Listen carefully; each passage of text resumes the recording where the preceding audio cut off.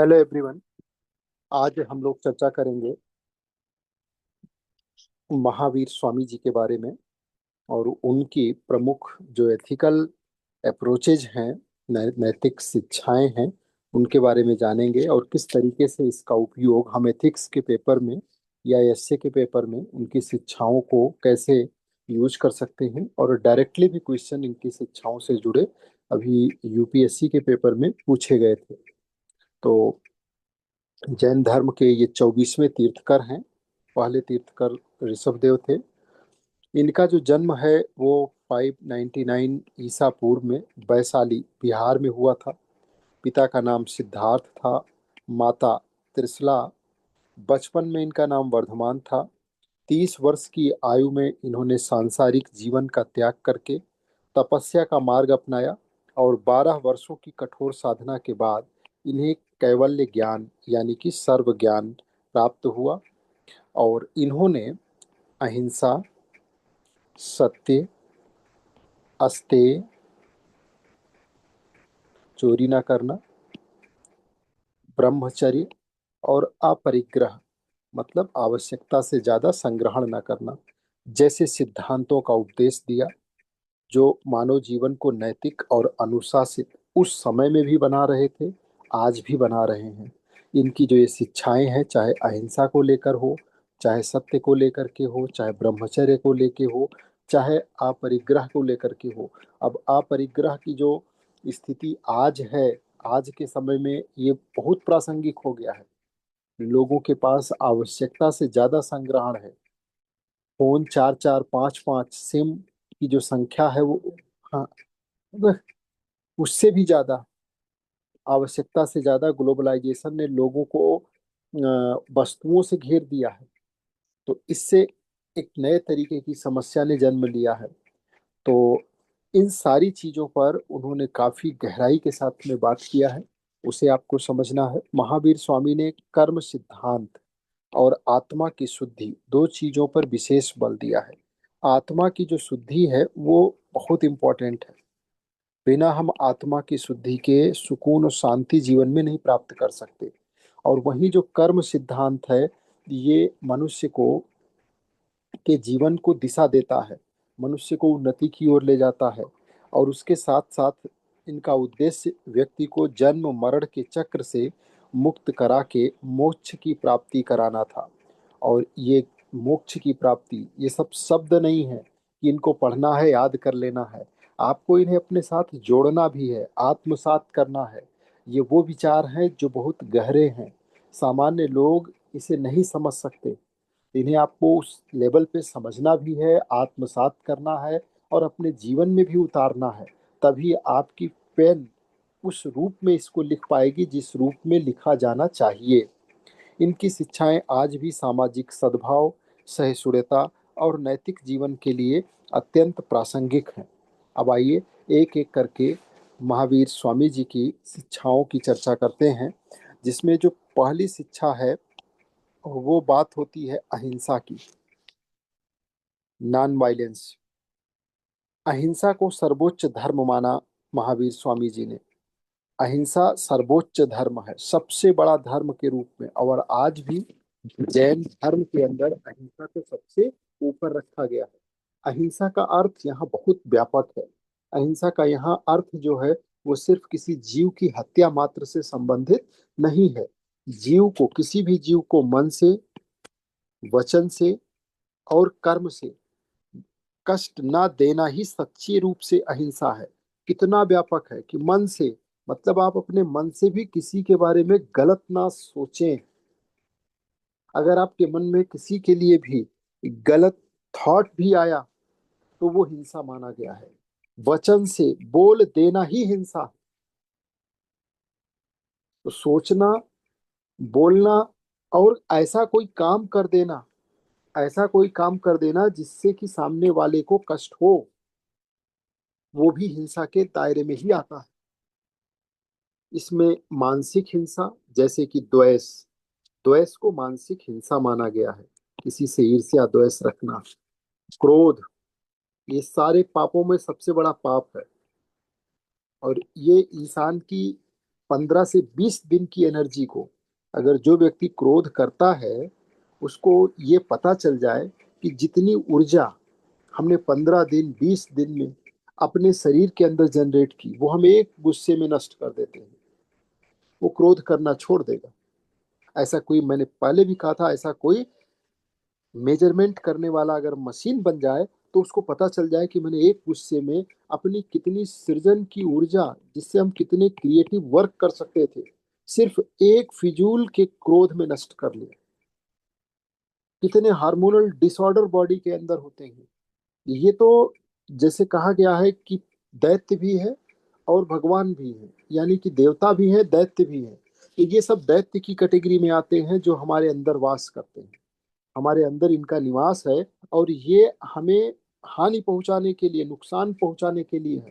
क्रोध करके कोई भी चीज हासिल नहीं की जा सकती है।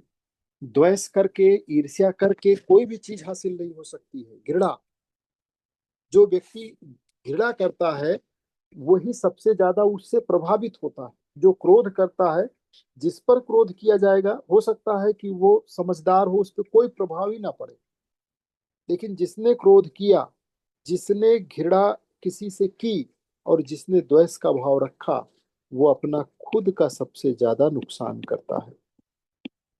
और जिस दिन उसे ये बात समझ में आ जाए कि सच्चे रूप में अहिंसा क्या है, तो इस रास्ते पे लोग चल पड़ेंगे। जो ऊर्जा है वो सीमित है, अनलिमिटेड ऊर्जा आपके पास नहीं है। और उस ऊर्जा को अगर आप सृजन के वर्क में लगाओगे, क्रिएटिविटी में लगाओगे, तो आप बहुत आगे चले जाओगे।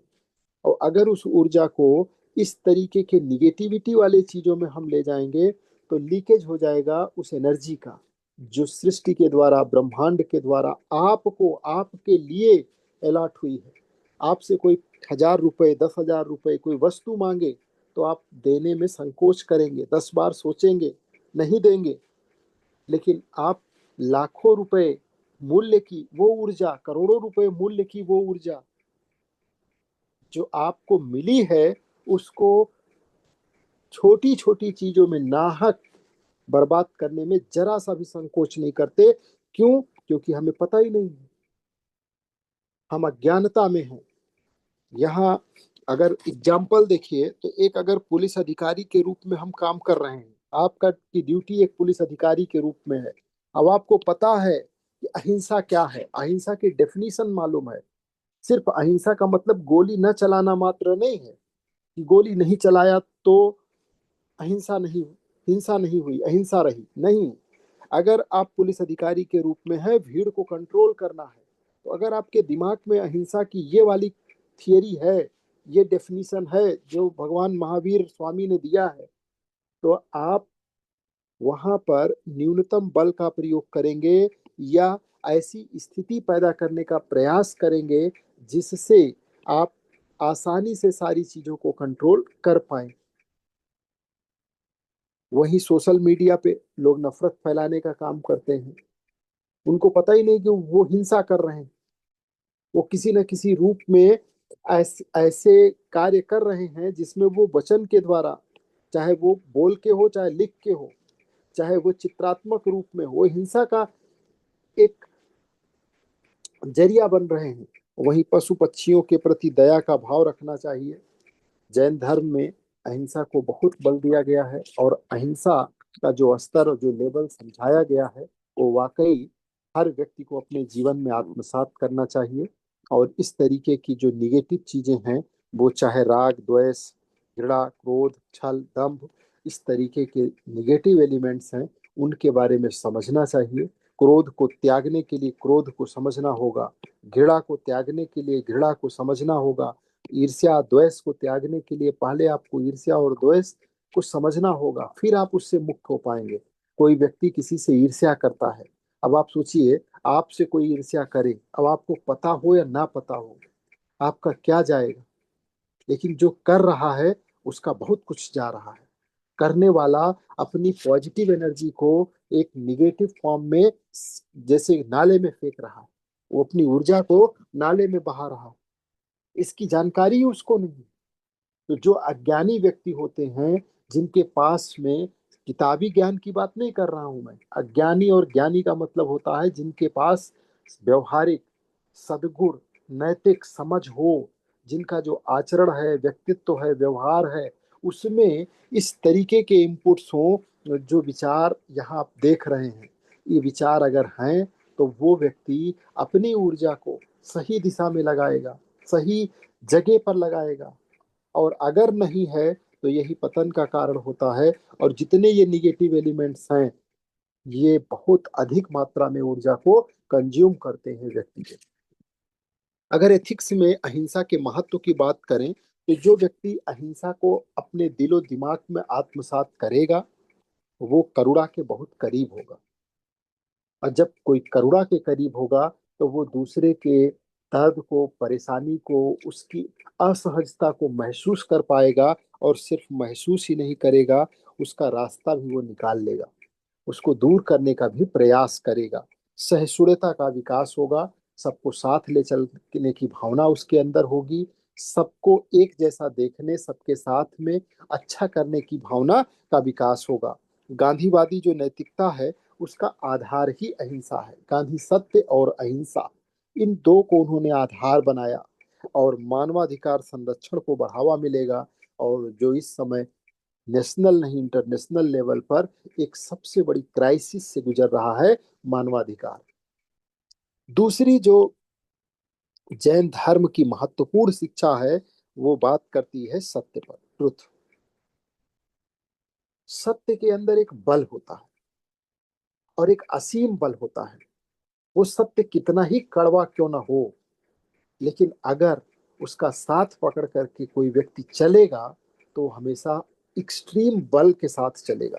उसका जो अंदर से आत्मबल होगा, वो सबसे बड़ा होगा। मैं आपको एक छोटी सी कहानी सुनाता हूँ। एक बार बीरबल से अकबर ने कहा कि सबसे बड़ा बल क्या है। उन्होंने बल पर प्रश्न पूछा अकबर ने बीरबल से।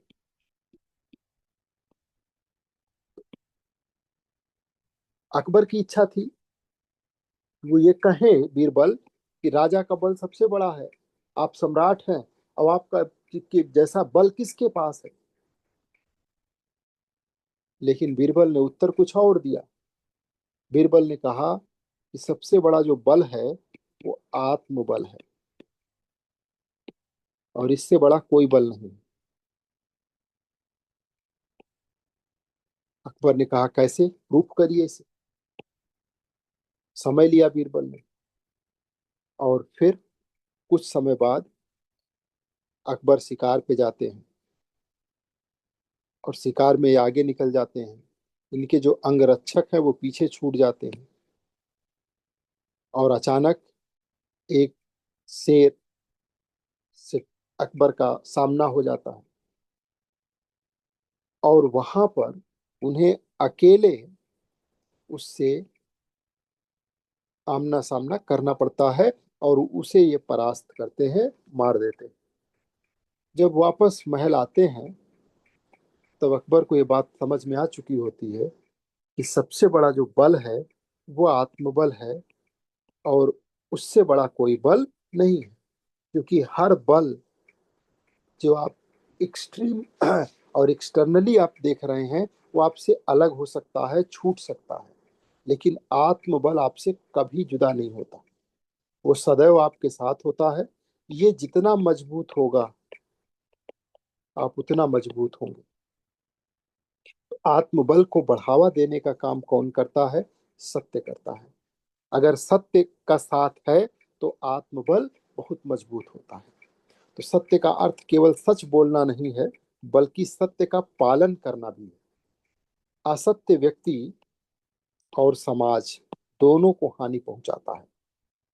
जो असत्य होता है, वो व्यक्ति को भी हानि पहुंचाता है, और समाज को भी हानि पहुंचाता है। और जो विश्वास है, उसको कमजोर कर देता है। और असत्य व्यक्ति को अंदर से, उसके जो आत्मबल है, उस पर हमला करता है, उसकी आत्मा को मलिन करता है।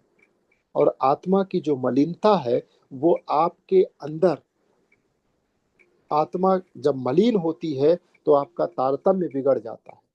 आंतरिक संतुलन बिगड़ जाता है, जिससे व्यक्ति उस बल का जो रियल में बल है उसके लाभ से वंचित होने लगता है, उस शक्ति को धारण करने से वंचित होने लगता है।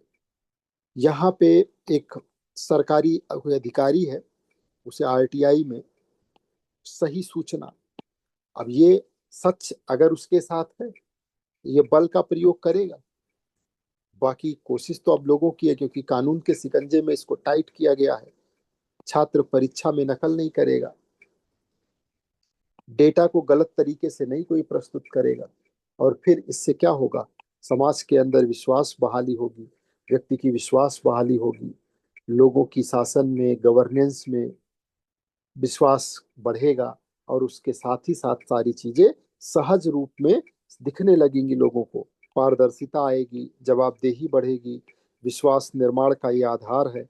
और यहाँ से सुशासन की नींव पड़ेगी, अगर एक प्रशासनिक अधिकारी सत्य के रास्ते पे चलने लगे तो एज ए एथिक्स जो आपका पेपर है, और अगर एक एडमिनिस्ट्रेटिव पोस्ट पर आप हैं, तो वैसे में सत्य एक बहुत बड़ा गहना है, जिसको हर व्यक्ति को अपने साथ धारण करना चाहिए, चाहे आप प्रशासनिक जीवन में हो और चाहे वो व्यक्तिगत जीवन में हो। सत्य अपने आप में एक अमूल्य चीज है, जो व्यक्ति को आत्मबल से सिंचित करता है। अगला है अस्तेय, चोरी न करना। ये समस्या उस समय भी रही होगी, महावीर स्वामी के समय में भी, 6वीं शताब्दी बीसी में।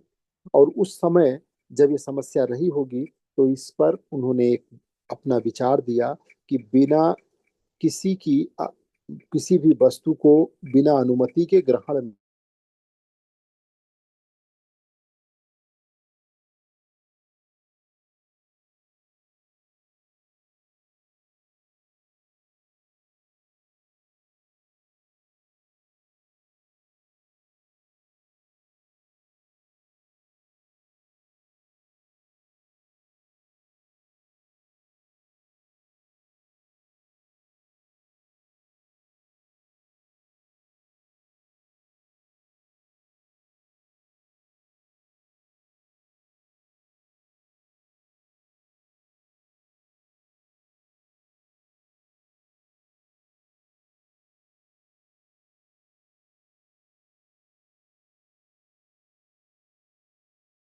है और उसका निजी उपयोग किया जाएगा, तो ये अस्तेय के अंतर्गत आएगा। ये एक तरीके से चोरी है। कार्यालय समय का दुरुपयोग ना करना। जो आपका ऑफिस का टाइम है, मान लीजिए 10 से 5 ऑफिस का टाइम है, अब इस समय में कोई दूसरा काम करे, उस काम से अलग हट करके, ये भी इसके अंतर्गत आएगा। दूसरे के अधिकारों का सम्मान न करना, वो भी इसके अंतर्गत आएगा। सिर्फ वस्तु ले लेना ही चोरी नहीं है, ये एक वाइडर कॉन्सेप्ट है, और आज के समाज में पूरी तरीके से प्रासंगिक है। भ्रष्टाचार को रोकता है अस्तेय। अगर कोई व्यक्ति इस कॉन्सेप्ट को अपने दिलो दिमाग में बैठाता है, तो वो भ्रष्टाचार से दूर हटेगा, ईमानदारी को बढ़ावा देगा। जो सार्वजनिक संसाधन है, उन संसाधनों की रक्षा भी सुनिश्चित होगी। चौथी शिक्षा है ब्रह्मचर्य, सेल्फ कंट्रोल। ये भी मोस्ट इम्पोर्टेंट है। ये आत्म विकास में इसका बहुत बड़ा योगदान है। आत्म विकास का ये एक साधन है ब्रह्मचर्य। इसका अर्थ सिर्फ शारीरिक संयम तक ही सीमित नहीं है, और ये भी बहुत व्यापक है। इसमें सभी इंद्रियों और इच्छाओं पे नियंत्रण की बात की गई है। आपको क्या देखना है, क्या नहीं देखना है, क्या सोचना है, क्या नहीं सोचना है, क्या बोलना है, क्या नहीं बोलना है, क्या लिखना है, क्या नहीं लिखना है, कैसा व्यवहार करना है, कैसा व्यवहार नहीं करना है, ये सारी चीजें इंद्रियों के नियंत्रण से संबंधित है। और अगर आपका इस पर नियंत्रण नहीं है, तो आप सेल्फ कंट्रोल में नहीं है।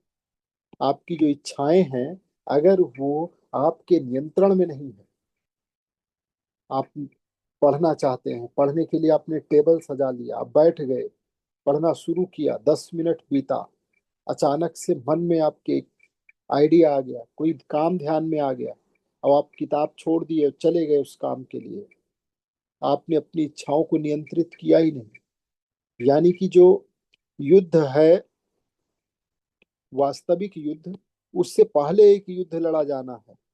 और वो युद्ध किस चीज का है? आत्मनियंत्रण का। ये आत्मनियंत्रण का युद्ध अगर हम नहीं जीत पाए तो हमारा आत्म विकास हो ही नहीं सकता। आत्म विकास नहीं होगा यानी इंद्रियों इच्छाओं पे हमारा नियंत्रण ही नहीं है। तो फिर ऐसे में आत्मनियंत्रण और अनुशासन, यही तो सफलता के दो सबसे बड़े पहिए हैं। आत्मनियंत्रण और अनुशासन, अगर इन्हें आपने कंट्रोल नहीं किया तो फिर सब कुछ बिखरा बिखरा सा ही नजर आएगा। इसलिए ब्रह्मचर्य को अपने जीवन का यानी सेल्फ कंट्रोल को अपने जीवन का आधार बनाया जाना चाहिए। और अगर कोई व्यक्ति इसमें सफल हो जाता है, जैसे आंसर राइटिंग के लिए रेगुलर प्रैक्टिस की जरूरत है, वैसे ही जीवन में इंद्रियों पर, इच्छाओं पर नियंत्रण के लिए रेगुलर प्रैक्टिस की जरूरत होती है। और धीरे धीरे इसमें आत्म विकास होता है। आत्म नियंत्रण और अनुशासन ये एक दिन में नहीं आता। ये धीरे धीरे एक एक स्टेप बाय स्टेप, एक एक चैप्टर की तरीके से आपकी लाइफ में आगे बढ़ता है। अगर कोई आत्मनियंत्रित है, सेल्फ कंट्रोल है और अधिकारी है, तो वो रिश्वत के प्रलोभन से बचेगा। उसके पास इस तरह की चीजों के लिए वो कहीं से भी लीक नहीं होगा, उसकी अपनी इच्छाओं पे कंट्रोल होगा। एक छात्र है और अगर उसका सेल्फ कंट्रोल डेवलप हो गया तो वो डिस्ट्रैक्शन से बचेगा, पढ़ाई पे ध्यान देगा। वो डिस्ट्रैक्शंस जितने हैं उनको छोड़ करके सिर्फ उसका फोकस कहाँ होगा? पढ़ाई पे। कितनी भी अच्छी चीज आ जाए, किसी का दोस्त का फोन आ जाए, कोई दिमाग में ख्याल आ जाए, कुछ भी हो, तो वो उसको नियंत्रित करेगा, उसको शिफ्ट करेगा और उसकी प्रायोरिटी जो चाहता है वो करेगा। ध्यान लाइफ में बहुत बड़ी चीज है। ध्यान को छोटा सा शब्द मत मानिएगा। जिस चीज पे ध्यान देना शुरू कर देंगे वो दिखने लगेगी। और ब्रह्मांड का एक नियम है कि आप जिस पे ध्यान देने लगेंगे, जिस चीज पर आपका ध्यान जाएगा, वो चीज आपके करीब आएगी। और ध्यान जो होता है वो आपको आपकी जो चाहत है, जो आपकी इच्छा है, जो आपने अपना टारगेट बनाया हुआ है, उससे मिलवा देती है। और इस ध्यान से ही आपके दिमाग में जो बात चल रही होगी वो पूरी तरीके से उसका रास्ता, कैसे उसे अचीव करना है, कितने समय में अचीव करना है, सारी चीजें मिलनी स्टार्ट हो जाती हैं। व्यक्ति क्रोध और लालच पे नियंत्रण रखता है। जिसका सेल्फ कंट्रोल अच्छा हो गया वो क्रोध मुक्त हो जाएगा। और क्रोध मुक्त होना जीवन का पहला लक्ष्य होना चाहिए, क्योंकि ये पतन का पहला रास्ता है। ये आपके आत्म विकास को बाधित करता है। आपका आत्म विकास नहीं होने देगा, आत्म नियंत्रण नहीं होने देगा, आपका अनुशासन बना नहीं रहने देगा। ये वैसे ही है जैसे किसी बड़े से गुब्बारे में एक छेद हो जाए, तो आप कितना भी उसको बढ़िया बना के रखेंगे, वो उसके अंदर हवा रुकेगी नहीं, वो गुब्बारा फट जाएगा। सेम उसी तरीके से क्रोध है। दूसरा है लालच। लालच सेल्फ कंट्रोल, लालच पे भी नियंत्रण करता है। और उसका अगर महत्व देखें एथिक्स में, तो आत्म अनुशासन विकसित करता है सेल्फ कंट्रोल। नैतिक निर्णय की जो क्षमता है उसको बढ़ावा देता है। और नेतृत्व गुणों को जो है मजबूत करता है। पांचवा जो शिक्षा है भगवान महावीर स्वामी की, वो है अपरिग्रह। बहुत ज्यादा इकट्ठा करने की जरूरत नहीं है, अधिक वस्तुओं का संग्रहण ना करें, इच्छाओं को सीमित करना और सादगीपूर्ण जीवन जीना इसका मूल उद्देश्य है। जितना ज्यादा अगर आप चीजों को इकट्ठा करेंगे, कहते हैं रोज अगर आप एक एक वस्तु ला करके घर में रखना शुरू कर दें, तो कुछ समय बाद आप इतना ज्यादा चीजें इकट्ठा कर लेंगे कि अगर साल, 1.5 साल, 2 साल बाद पीछे पलट के देखेंगे तो आप एक बहुत बड़े कबाड़ी होंगे। क्योंकि वो सारी चीजें अगर जो आप यूज कर रहे हैं, ला करके रख रहे हैं, वो सब आपके यूज में है ही नहीं। क्योंकि वस्तुओं का संग्रहण एक लालच के रूप में, इच्छा के रूप में हम करते चले जाते हैं। कितनी चीजें ऐसी हैं जिसके हम डेली उपयोग कर रहे हैं, तो फिर हमारे पास ये कबाड़ के रूप में सारी वस्तुएं इकट्ठा हो जाती हैं, इनका कोई महत्व तो नहीं है। और इसका जो मेन आधार होना चाहिए, कोई भी व्यक्ति हो, चाहे वो नेता हो, चाहे वो कोई अधिकारी हो, उसका जीवन सादगीपूर्ण होना चाहिए। अत्यधिक धन संचय संपत्ति करके कोई फायदा नहीं है, कोई इसका मूल्य नहीं है। जीवन यापन के लिए जो जरूरी है उतनी धन संपत्ति का संचय किया जाए, और संसाधनों का जो है वो संतुलित उपयोग हो, उसका दुरुपयोग ना किया जाए। सामाजिक समानता को बढ़ावा देता है। अगर ये भावना लोगों के अंदर लाई जाए अपरिग्रह की, तो उससे जो है वो सामाजिक समानता को बढ़ावा मिलेगा। अब पर्यावरण संरक्षण को प्रोत्साहन मिलेगा। फालतू की चीजें लोग कलेक्ट करते हैं, न जाने कितना वस्तुओं को बनाने में कितना पर्यावरण को नुकसान होता है, कितना ग्रीन हाउस गैसेस रिलीज होती हैं, कितना ज्यादा संसाधनों पे दबाव पड़ता है। उसके साथ साथ लालच और भ्रष्टाचार को भी कम करेगा। क्योंकि व्यक्ति करता क्या है पैसों का, तो वो खाने के लिए तो पेट नहीं बड़ा होता, पेट का साइज उतना ही रहता है।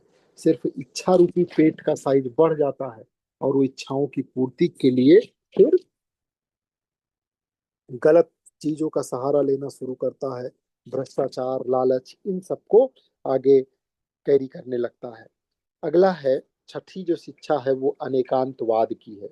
यहाँ पे महावीर स्वामी जी कहना चाहते हैं कि जो सत्य है वो बहुआयामी होता है। कोई भी सत्य जो है वो एक आयामी नहीं होता। जो एक तरफ से सत्य दिखाई देगा तो जरूरी नहीं कि वो दूसरे तरफ से भी सत्य हो। यानी एक ही विषय पर विभिन्न दृष्टिकोण हो सकते हैं, और सभी आंशिक रूप से सत्य हो सकते हैं। जैसे किसान और उद्योगपति, दोनों के हित अलग अलग, लेकिन दोनों के हित उचित होंगे। किसान के अपने हित हैं, और जो उद्योगपति है उसके अपने हित हैं, और दोनों हितों में अगर आप ध्यान दोगे तो किसान वाली बात आपको सही लगेगी, और अगर उद्योगपति की बात करेंगे तो उसकी बातें सही लगेंगी। विवाद में दोनों पक्षों को सुना जाना, ये अनेकांतवाद पर ही आधारित है कि दोनों पक्षों की बातों को सुना जाए, और सुन करके कौन सत्य के ज्यादा करीब है उस पर डिसीजन मेकिंग की जाए। नीति निर्माण में भी विविध दृष्टिकोण लाना, वरना फिर क्या समस्या आएगी, one size to fit all, ये कॉन्सेप्ट दिमाग में फिर पहुंच जाएगा कि हमने ऐसा पैरीमीटर बना दिया जो अब सबके लिए एक जैसा ही हो गया, ये फेल होता है। इसका कोई आधार नहीं होता। सहिष्णुता और संवाद को बढ़ावा मिलता है, निष्पक्ष निर्णय में मदद मिलती है, और जो लोकतांत्रिक मूल्य हैं उन मूल्यों को भी अनेकांतवाद मजबूती प्रदान करता है। क्योंकि जब पंचायती राज व्यवस्था लाई गई तो ये महसूस किया गया कि सारी जगह पर पंचायती राज व्यवस्था को इम्प्लीमेंट करके हम सत्य को स्थापित नहीं कर सकते। तो फिर हमने क्या किया, हम पेशा अधिनियम लेकर के आए उसके बाद, और पेशा अधिनियम के द्वारा Panchayat extension to scheduled areas वहां तक पहुंचाया, ताकि जो पंचायती राज व्यवस्था का सत्य है वो वहां भी एग्जिस्ट करने लगे, उस लेवल तक भी वो पहुंच जाए। आज के समय में अगर गांव के अंदर और शहरों के अंदर आप तुलना करें, तो देखिए ग्रामीण क्षेत्र में और शहरी क्षेत्र में डिजिटल इंडिया का जो नारा है वो जितना शहरी क्षेत्र के लिए सत्य है, क्या उतना ही वो ग्रामीण क्षेत्र के लिए सत्य है? सारी चीजें डिजिटलाइज कर दी जाए आज की डेट पे, तो आप कल्पना करिए कि ग्रामीण क्षेत्रों में आप जब पहुंचते हैं तो तमाम ऐसे आउटर क्षेत्र हैं जहां नेटवर्क की प्रॉब्लम है, जहां इंटरनेट कनेक्टिविटी ही नहीं है।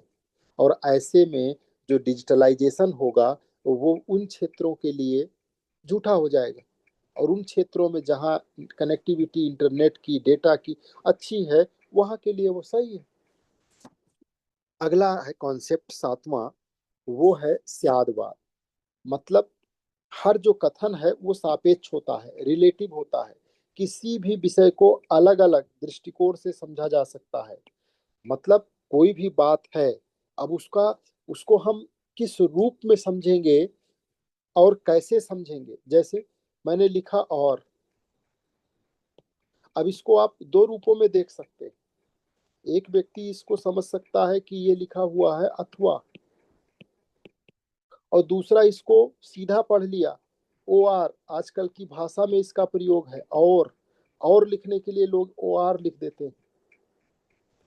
आप सोचिए कि कितना बड़ा ब्लंडर हो सकता है अगर हमने इसका अर्थ ये समझ लिया, हमारा दृष्टिकोण इसको इस पर ले आया, या हमारा दृष्टिकोण इस पे चला गया कि ये आजकल की लेखन शैली में है कि लोग ओ आर लिख देते हैं, किसके लिए, और के लिए। तो यहाँ पर जो सियाद बात कहता है, वो कहता है कि एक ही विषय को अलग अलग दृष्टिकोण से समझा जा सकता है, इसलिए जो डिसीजन मेकिंग हो बहुत सोच समझ करके होनी चाहिए। जैसे एक नीति शहर में सफल और गांव में नहीं। अभी मैंने बताया डिजिटल इंडिया, जितना शहरी क्षेत्रों में सफल है उतना ग्रामीण क्षेत्रों में सफल नहीं है।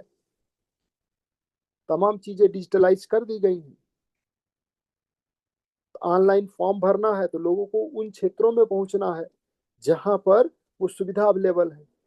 बेहतर कनेक्टिविटी नहीं है। जूम पे आप क्लास ले रहे हैं, डिजिटली कनेक्ट होना चाहते हैं, व्हाट्सएप पे वीडियो कॉल में कनेक्ट होना चाहते हैं, मान लीजिए आपको मीटिंग लेनी है, और जो लोग आपके मेंबर्स ऐसे क्षेत्रों में हैं जहां बेहतर कनेक्टिविटी नहीं है, तो आप उनके साथ नहीं कनेक्ट हो पाएंगे। निर्णय लेने से पहले सभी पहलुओं पे विचार होना चाहिए, और कानूनी मामलों में परिस्थितियों का विश्लेषण होना चाहिए।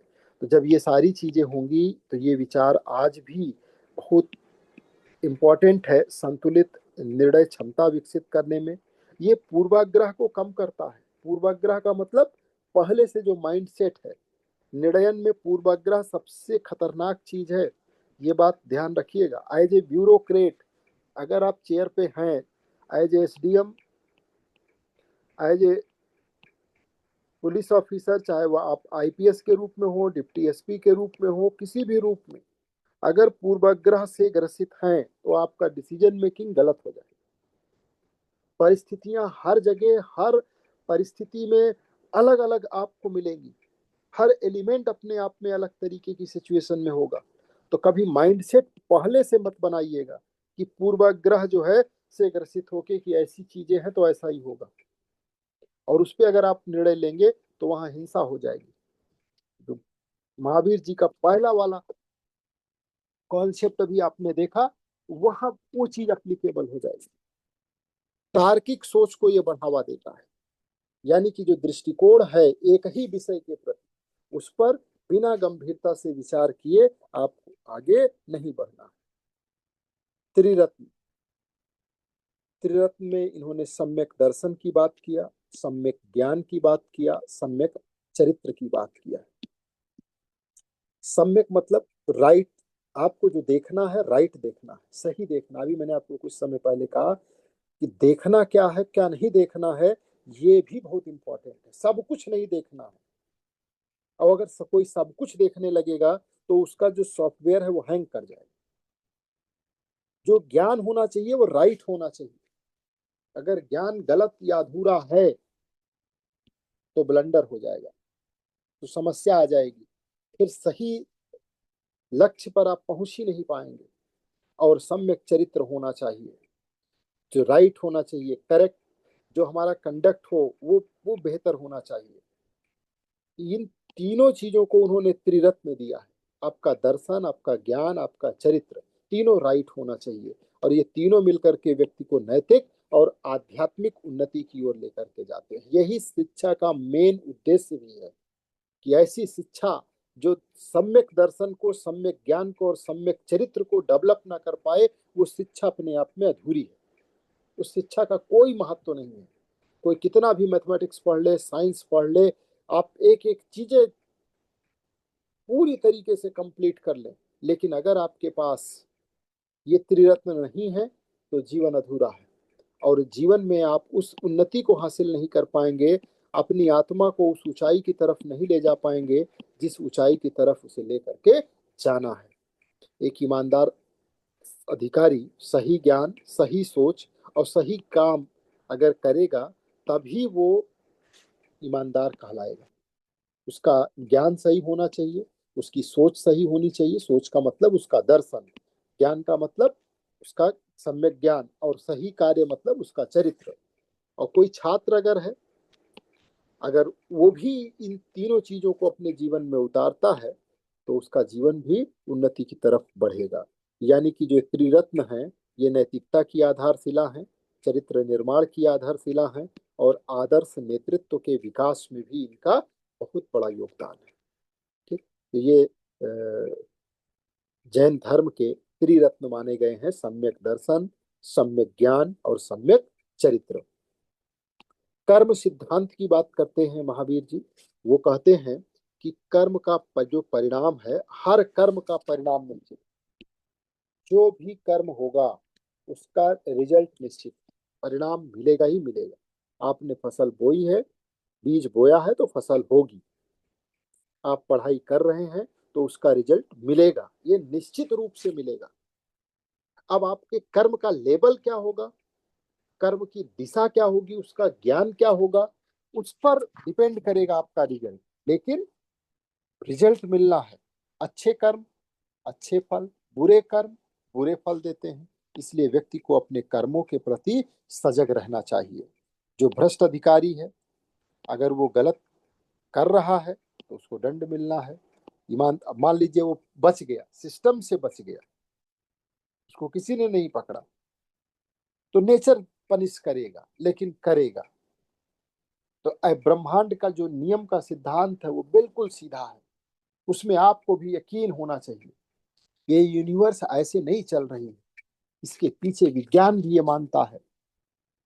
और आधुनिक विज्ञान में कई ऐसे कॉन्सेप्ट हैं कि इतना बेहतरीन मैनेजमेंट, सारी चीजें अप टू डेट, सूर्योदय कैसे होना है, कैसे सारी चीजें। तो जो इसके पीछे का रहस्य है वो अपने आप में बहुत गूढ़ है, क्योंकि उसको उसमें किसी तरीके की आप हस्तक्षेप नहीं देख सकते, किसी तरीके की रुकावट नहीं देख सकते। तो वो बहुत कुछ सीख देती है, और वो व्यवस्था जो चल रही है उस व्यवस्था के अनुसार व्यक्ति अपने आप को ढालने का प्रयास कर सकता है।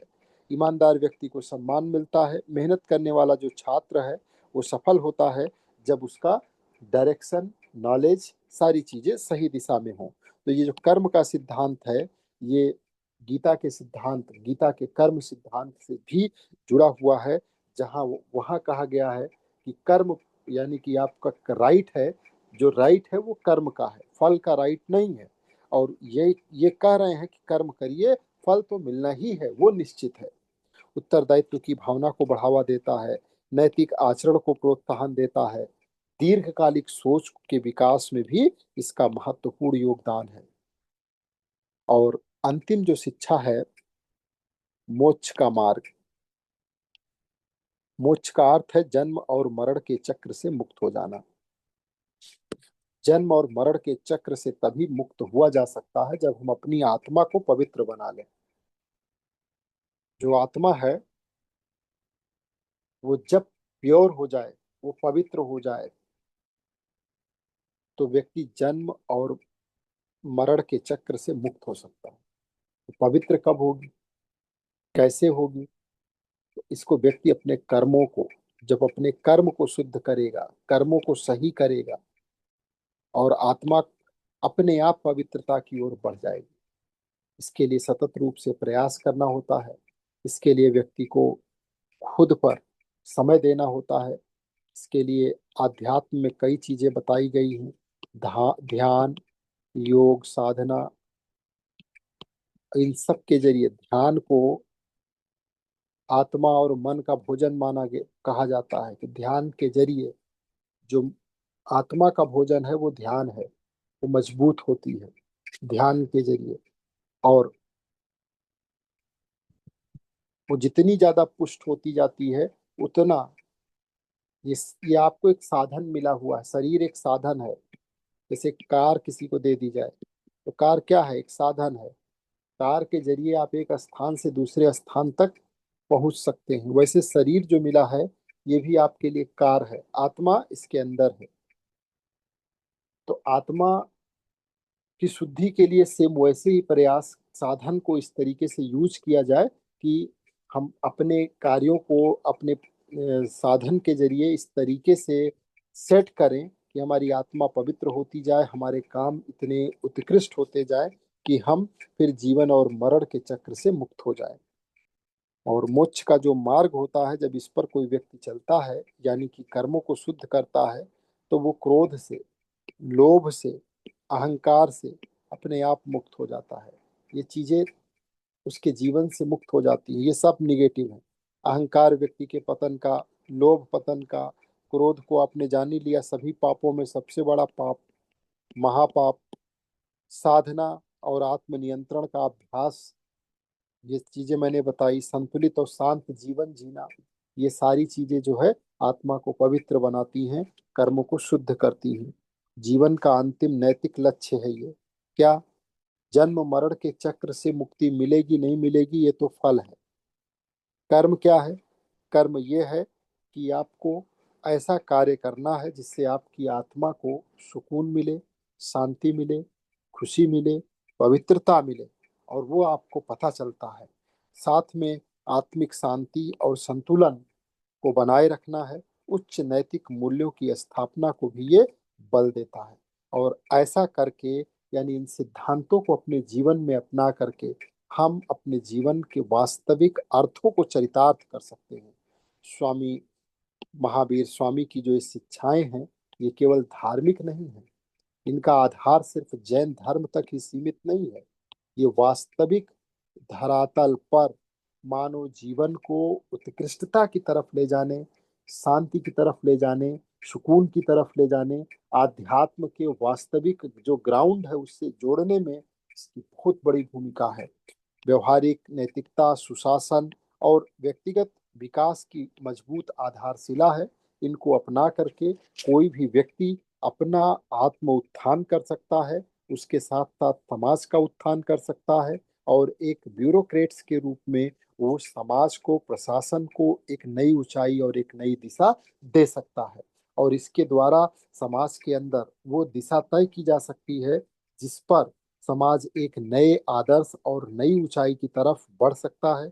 वर्तमान वैश्वीकरण और ग्लोबलाइजेशन के या उपभोक्तावादी सोच के इस समय में, जहां हर तरफ नैतिक ग्राउंड कम होता जा रहा है, संकुचित होता जा रहा है, वैसे समय में जो ये शिक्षाएं हैं महावीर स्वामी जी की, वो लोगों को दिशा दिखाती हैं। और एक बार इनको अपने दिमाग में आपको इस तरीके से रखना है कि अहिंसा के बारे में जो बात किया गया कि अहिंसा परमो धर्मा, यानी किसी भी जीव को मन से, वचन से और कर्म से कष्ट ना देना ही, यही सच्चा धर्म है, यही सच्ची अहिंसा है। और जियो और जीनो जीने दो जैसा भाव हमें अपने अंदर रखना है। हर प्राणी को जीने का अधिकार है। उसको जो जीवन मिला है, उस जीवन को हम नष्ट ना करें, उसके सह अस्तित्व को अपनाएं कि हम भी रहें और उसे भी रहने दें। ये महावीर स्वामी की शिक्षाओं का एक मर्म है। उसके साथ साथ उन्होंने स्वयं पे विजय प्राप्त करने की बात किया है कि अगर आप दूसरों को जीतना चाहते हैं तो वो छोड़ दीजिए, आप खुद को जीत लीजिए। आपने अगर खुद को जीत लिया तो आप सबको जीत लेंगे। तो आपको खुद को जीतना है। स्वयं पर विजय प्राप्त करना ही सबसे बड़ी विजय है। दूसरों को जीतने से बड़ा है कि आप अपने मन को, अपनी इंद्रियों को, अपने जो विचार हैं, जो अपनी सोच है, जो अपना दर्शन है, उस सब को जीतने का प्रयास करें। और सत्य को उन्होंने इस तरीके से प्रेजेंट किया कि सत्य जो है वो जीवन का आधार है। हमेशा सत्य बोलना है, सत्य के मार्ग पे चलना है, और ये सबसे श्रेष्ठ रास्ता है। ये जीवन को आत्मबल से भर देता है। उसके अलावा आपने देखा कि अपरिग्रह की बात हुई है। अपरिग्रह को आजकल संतोष के नाम से भी जाना जाता है। और इसका इसका जो मूल आधार है संतोष का, अगर कोई व्यक्ति अपरिग्रह की स्थिति करता है तो अपरिग्रह को ही कहा गया है कि सुख का मूल है। यानी जो संतोष है वही सुख का मूल है। अगर कोई व्यक्ति सुखी होना चाहता है तो उसको अधिक संग्रहण पे बल नहीं देना चाहिए। अधिक संग्रहण दुख का कारण है, और संतोष में ही वास्तविक आनंद है। क्रोध से मुक्ति जीवन का सबसे बड़ा लक्ष्य होना चाहिए। क्रोध को प्रेम से जीतो। क्रोध और घृणा का जो उत्तर है वो केवल प्रेम है, क्षमा है। इससे दिया जा सकता है। और सामने वाले के हृदय का परिवर्तन किया जा सकता है। इन्हीं सारे सिद्धांतों को गांधी जी ने अपने जीवन में अपनाया था। उन्होंने क्षमा को, सामने वाले को, कितना कितनी बड़ी बात गांधी जी ने कही कि अगर सामने वाला एक थप्पड़ मार रहा तो आप दूसरा गाल दे दीजिए। ये इन्हीं विचारों से निकली हुई बातें थी जो उन्होंने वास्तविक जीवन में अपनाया था। ये क्षमा का उत्कृष्ट लेवल है। और इससे होगा क्या? सामने वाले का हृदय परिवर्तन होगा। और गांधी जी हृदय परिवर्तन पर यकीन करते थे। जो क्षमा करना जानता है वही सच्चा महान व्यक्ति होता है। क्षमा करना आसान काम नहीं है।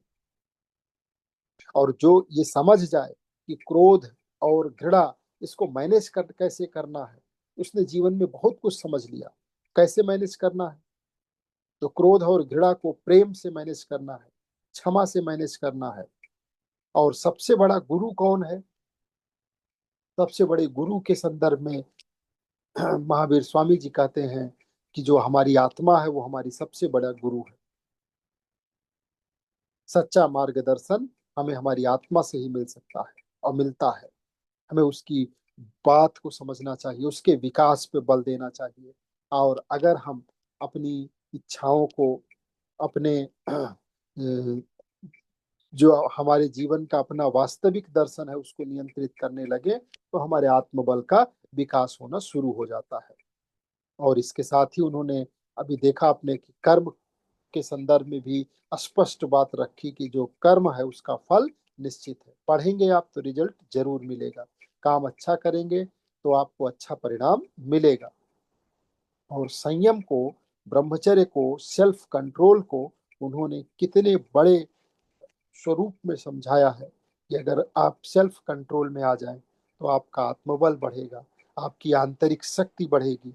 संयमित जीवन ही शांति, सफलता और मोक्ष की ओर लेकर के जाता है और जीवन को उत्कृष्ट बनाता है।